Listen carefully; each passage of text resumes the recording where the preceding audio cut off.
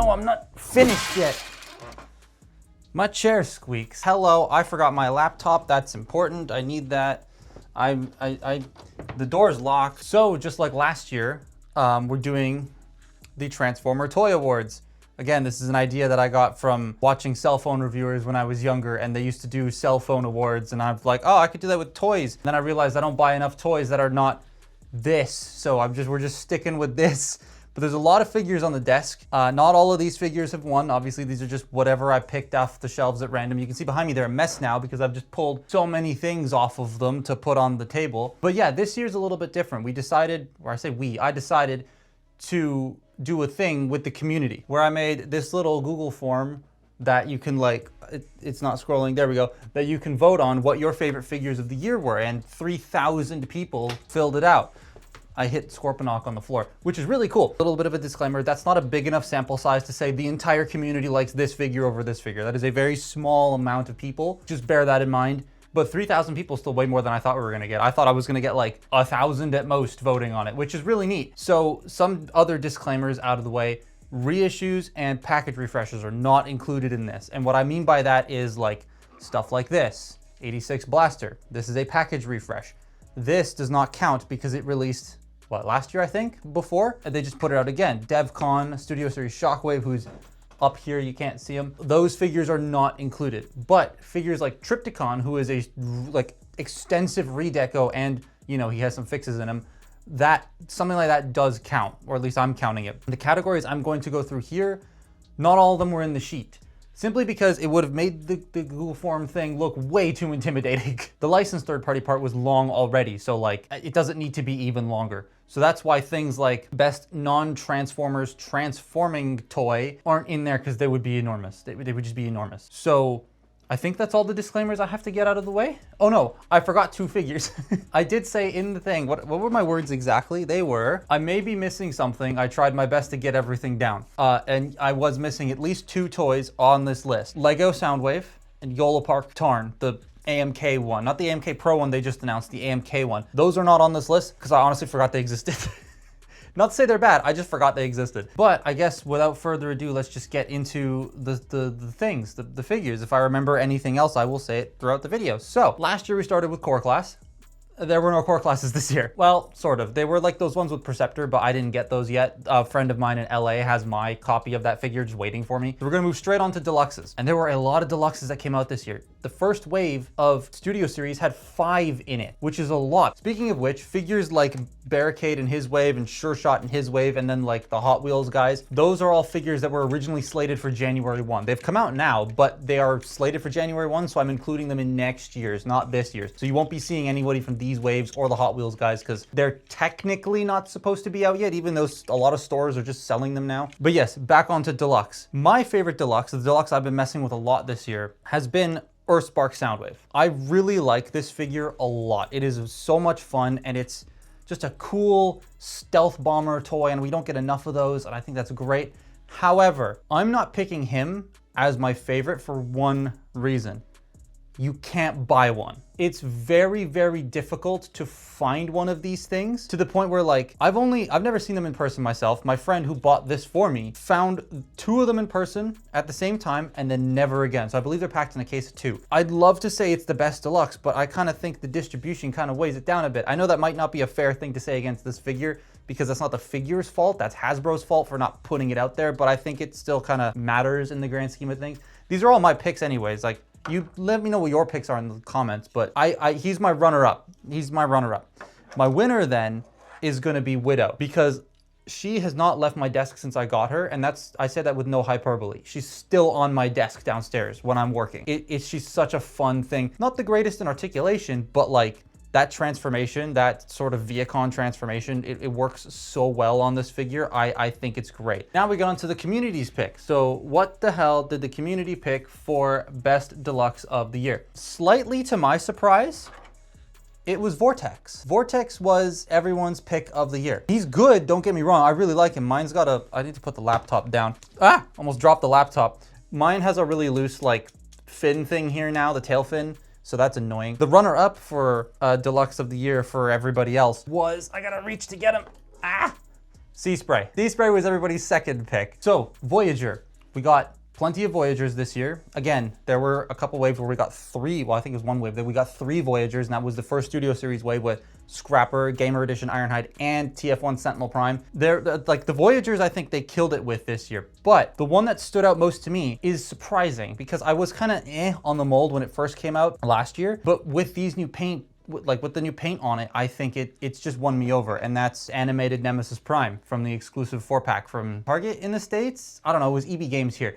But this thing is my favorite Voyager. I should hold it on this side so you can see it. Voyager of the year. I don't know, it's just the teal. It's the teal that makes this mold for me. I love this figure now. I mess with it all the time. He doesn't live on my desk as frequently as Widow, but he lives on my desk enough for me to like say this is my favorite Voyager of the year. And then my runner-up, it should be no surprise, is Skybite. He's just fantastic.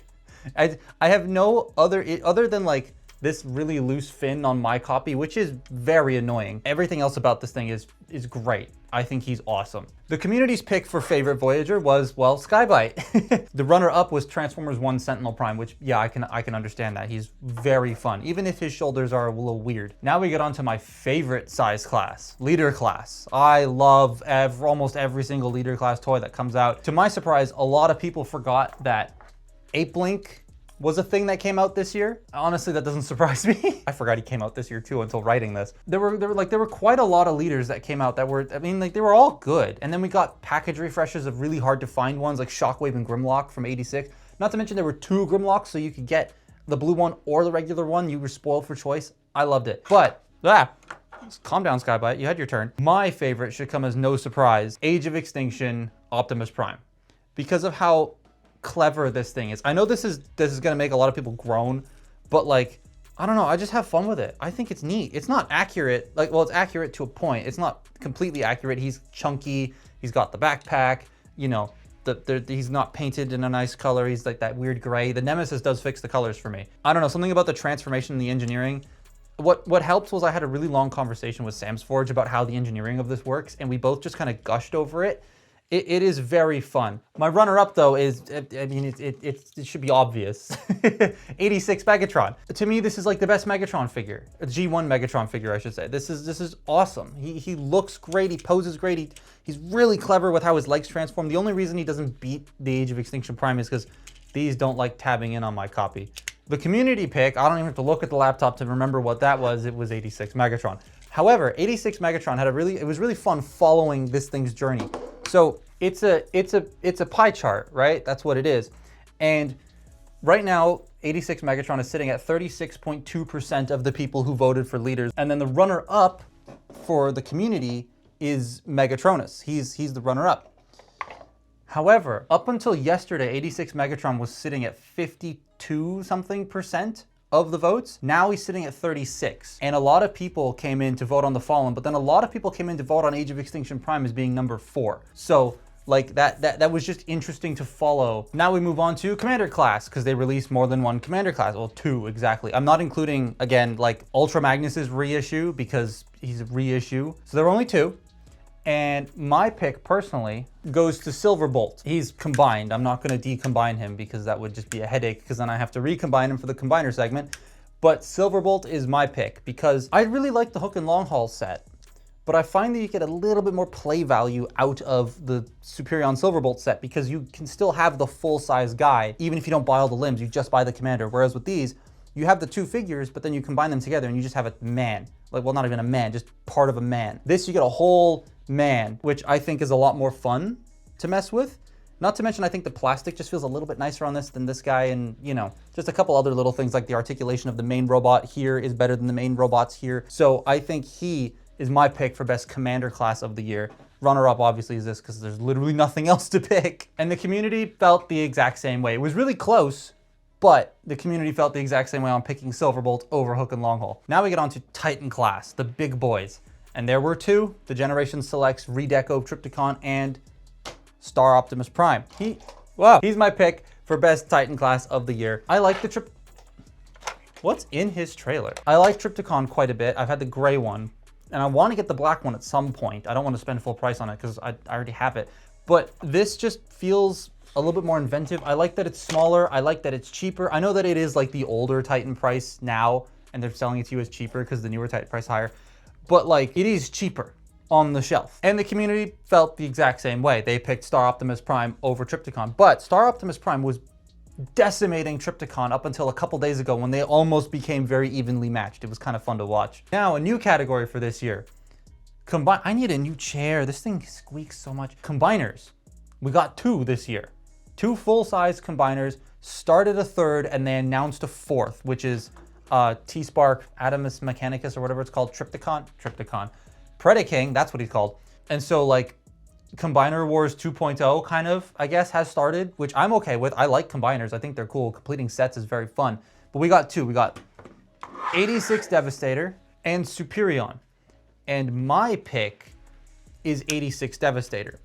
Now, I do want to say, I don't care about the frame versus no frame thing. While I like this system quite a bit, it means that the articulation and stability are going to be as good as they can because they're in the frame, not in the robots. The robots don't suffer. There's something just a little bit nicer about combining all the figures together rather than plugging them onto a frame. This figure to me is just a little bit more fun to mess with. I keep looking at the viewfinder, not at the lens. I just think he's nicer. Not to mention, I did talk to Evan quite a bit about the design philosophies and why they did some of the decisions on this guy. So I have a slightly deeper understanding about Devastator, and I appreciate it more than this.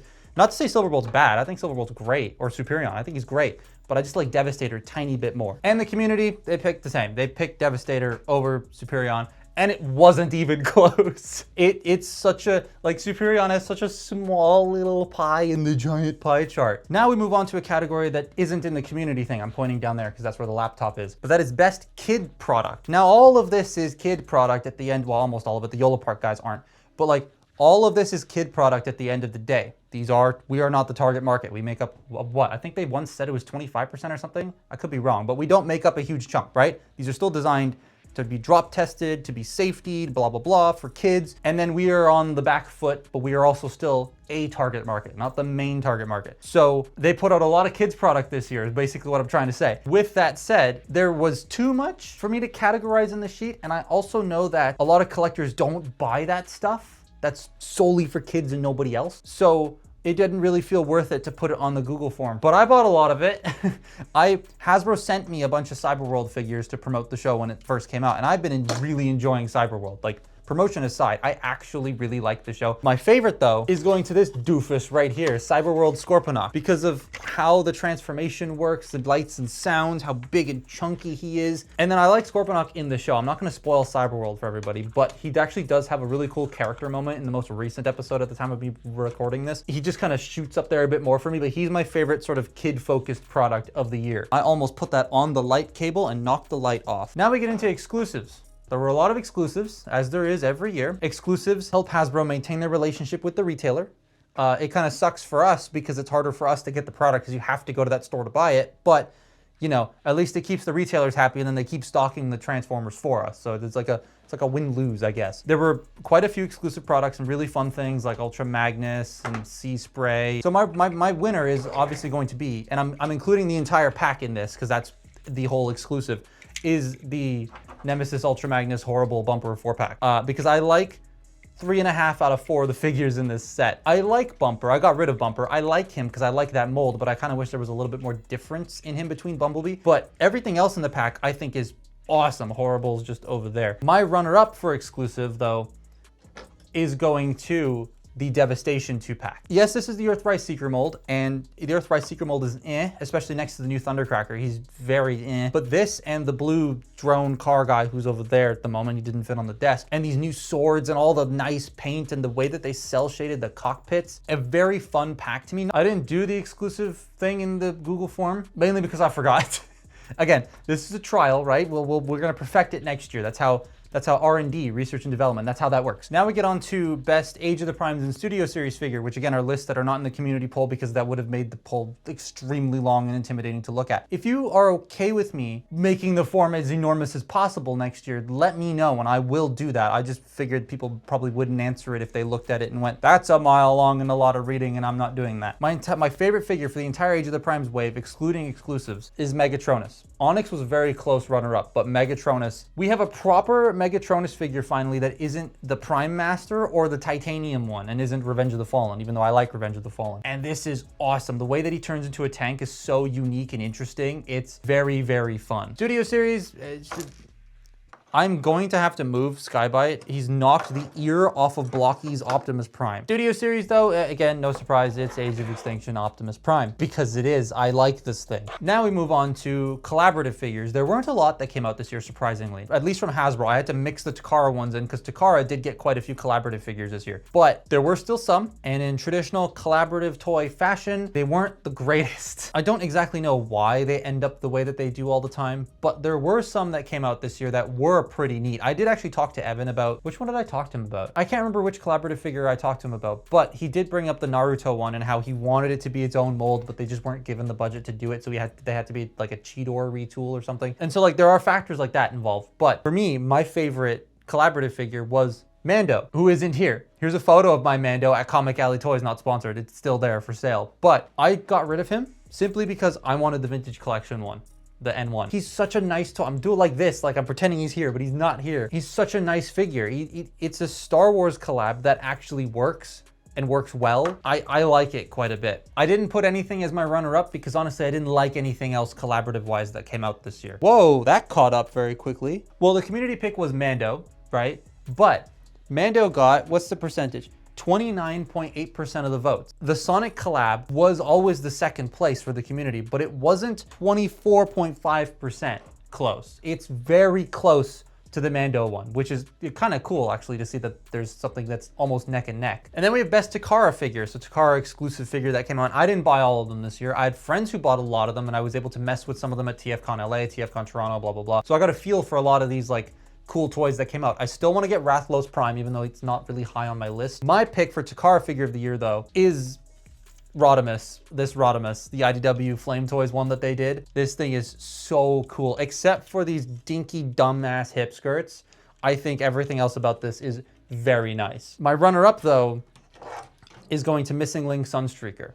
And I've had more fun with this than I have with T-Spark Rodimus, or Adamus Mechanicus Rodimus, or whatever it's called. I think I'm pronouncing that wrong, actually. I've had more fun with this over that. This is just way too expensive. It's ridiculous. 130 Canadian dollars, I think, or something like that. That's way too much. That's the equivalent of whatever it is in USD. That's more expensive than what it is in Japanese yen because they don't have to import it. But I still think that it's just too expensive. The community pick is interesting because it was Missing Link RC. The regular one. That was what the community was picking all the way up until this morning when I checked it, and MPG Rat Trap has taken over. That is what the community, at least what the community that voted on this thing, picked for their Takara figure of the year, which makes me want to get it more. I didn't actually plan on getting MPG Rat Trap, but now that I know that 3,000 people have decided to call it their favorite Takara figure of the year, or at least within 3,000 people, I want to get it now. So I think that'll be like a TFCon purchase for me, will be MPG Rat Trap. Now we come to best licensed third-party figure and the last category on the Google form. So I didn't go with unlicensed third-party figures, which for those of you who don't know the difference, do I have any here? I do. See this Devastator, right? That's Make Toys. This is not officially sanctioned by Hasbro and Takara, therefore it is an unlicensed bootleg, or what we call unlicensed third-party product, or we just call them third-party products, right? Just makes it easier. That's what this is. But a licensed third-party product is something like Blocky's Optimus. Here's another Blocky's Optimus, or Blocky's Devastator, or Yola Park Megatron. They are other manufacturers making products of the IP, but they are officially sanctioned by the IP holder, Hasbro and Takara, right? So they're licensed third-party versus unlicensed third-party. This is the whole thing. I didn't include unlicensed third-party. That's where I was going with this, because I didn't buy any of the new ones that came out this year. And categorizing and cataloging all of them would have been a nightmare and would have taken way longer than I would have liked. So I didn't put it on the Google form. My favorite pick for licensed third-party product of the year, Age of Extinction Yola Park Drift. He feels nice, he looks nice. It's a proper officially licensed hyper-articulated drift toy, and he's just solid. Even though this is a pre-production model, he's very solid. And from what I've seen online, people seem to really like him, the ones who have been able to get him so far. My runner-up is Yola Park AMK Pro Revenge of the Fallen Megatron. And the only reason he isn't above Drift is because A, he's a little loose, and B, mine came with 2 right legs. And that was not just like a, oh, this is a sample copy error that was an error that a bunch of people had. Thankfully, Yolapart caught the error and fixed it and sent out replacement pieces. I got a replacement piece, but that is the reason why he's not any higher on the list, was because of that weird QC thing that happened at the beginning. Not to mention, a lot of the bits on mine like to fall off, so I've had to glue a bunch of them on. One of them literally almost just fell off there, but he looks so good and he poses so well, and he is solid other than this being a little loose now. The community picked Blocky's Action Edition Soundwave, who I don't have anymore. I really like that thing. I want them to, if they do a sound blaster, I will buy it and keep it, because that's what I want to keep, is a sound blaster. But that thing has sounds, it looks cool, it poses great. It's just a fun. The runner-up was Blocky's Devastator. That was the runner-up for the community. Everybody seems to like this quite a bit, which makes total sense, and it makes me really excited for Bruticus. And that's it for the Google form. That was all the categories I put on there. Again, if you didn't get a chance to vote on that, or you just want to tell me actually what your picks were, because I didn't collect email addresses because I don't need your email address. So I don't know who picked what. So if you want to let me know, you can let me know in the comments down below what your picks are for each category. But now we move on to, I forgot, best non-transforming figure that I got this year, that came out this year. I did actually get a lot. Quite a few G.I. Joes, quite a few Marvel Legends, like a whole bunch of other things. My favorite non-transforming or non-Transformers figure of the year, it was going to be Maximum Series Spider-Man, because I've been having such a blast with this toy. It's so posable. It's like as posable as an import figure, but I completely forgot I had this figure until this morning, and I'm picking it instead because it's so much nicer. Whole ass Spinosaurus. The Hammond Collection Spino is my favorite non-Transformers figure of the year. Like, it's so big and chunky, and it's an articulated Spinosaurus toy you can get at retail. And then this year, I bought a ton of transforming toys that aren't Transformers, like a lot of them. My favorite pickup of the year for my favorite Transformers toy that isn't a Transformer goes to Blast Train. Blast Train is epic. I wish he had thigh swivels, and honestly, that's about it. That's about it. I know his claws are on backwards, but like this is just a lot of fun and a very unique way of doing a train transformer. But very close second is Lloyd's transforming jet mech. I almost said neck. He does have a neck, but Lloyd's transforming jet mech from Ninjago, from Lego. And then finally, a category I forgot to include last year, haha, is my favorite figure of the entire year. And I got a lot. And of all of them, the one that I have not been able to put down and stop messing with, and I just love to death, again, should be no surprise, is Age of Extinction, Leader Class, Optimus Prime from Studio Series. I just think folding this thing into a truck is very unique and interesting. And there's like a couple of things I would change. I don't mind the backpack, but that's also because I grew up with this Prime design having a backpack because I was exposed to the toys more than the movie. But this thing has been a lot of fun to me, and I really, really, really enjoy this. So that's my figure of the year. Runner-up figure of the year, though, is 86 Megatron, because 86 Megatron. I hope you all enjoyed this. I want to see what your picks were in the comments below, please. I'll put a thing in the description where you can copy it, the categories, and paste them and then fill it out yourself. Yeah, again, this list is subjective. This is all my picks, what I like, and they're not going to be the same that what you like, probably. So I invite you to tell me what yours were. But yes, thank you very much for watching. Again, I never know how to end on-camera segment videos like this, so I got leftover chicken and bacon pasta and an olive oil sauce. I'm gonna go eat that. Bye.